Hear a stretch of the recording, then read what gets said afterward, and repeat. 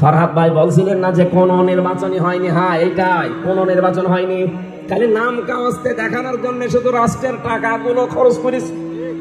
এই জন্য আমার মনে হয় এই বানানো নির্বাচন কমিশন যেগুলো ছিল প্রত্যেকটা আইনের আওতায় এনে শাস্তি দেওয়া দরকার। এগুলো সব জালেমদের দোষর। আল্লাহ নির্বাচনের মাধ্যমে নির্বাচিত করেন, আর আপনি সিস্টেমটাই ভেঙে দিবেন। কে মামার বাড়ির আবদার পেয়েছে, বিনা প্রতিদ্বন্দ্বিতায় 154 জন পাশ করে বসে আছে, আর আমাকে ঘাস কাটছে। আর বাকি যে অবস্থা দেখলাম, রাতে উনি দিনেরটা আগে করে ফেলেছে। আমার সাথে যে ওসি সাহেব জেলখানায় ছিলাম, ওসি মুয়াজ্জেম, ওই যে নুসরাত হত্যা মামলার ফেনীর নাম শোনেননি? 8 বছর জেল হয়েছিল, আমার সাথে ছিল। আমারে বলতো মাঝে মাঝে, হুজুর এই যে নির্বাচন কেন, এই নির্বাচনে একেবারে ফজরের আজানের আগ পর্যন্ত আমরা সব আল্লাহর নাম নিয়ে কাজ করেছি, একেবারে সব শেষ করে গোসল করলাম, ওযু করলাম, এরপরে ফজরের নামাজ পড়ে ঘুমিয়ে গেলাম, কারণ কাজ সব সেরে দিয়েছি। আমি বলেছিলাম, আপনার এই নামাজ, এই রোজা, এই যে আপনি এখন ভালো মানুষ আর যে বেশ ধরেছে, বিশ্বাস করেন আপনি মানুষের অধিকার নষ্ট করেছেন।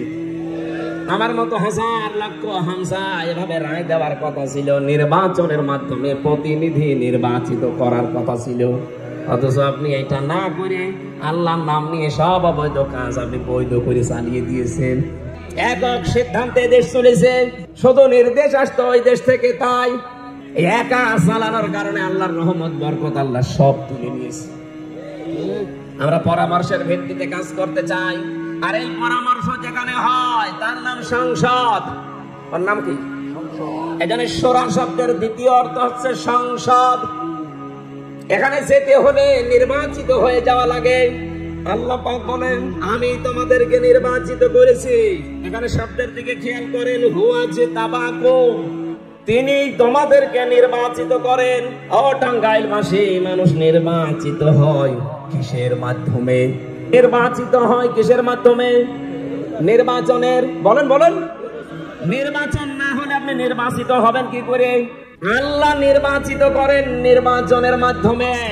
লক্ষ লক্ষ নবীর উম্মত দাবি করেছিল যে আমরা শেষ নবীর উম্মত হব, কারণটা আল্লাহ নির্বাচিত করেননি। আমাদেরকে আল্লাহ বাছাই করে করে নির্বাচিত করেছেন নির্বাচনের মাধ্যমে।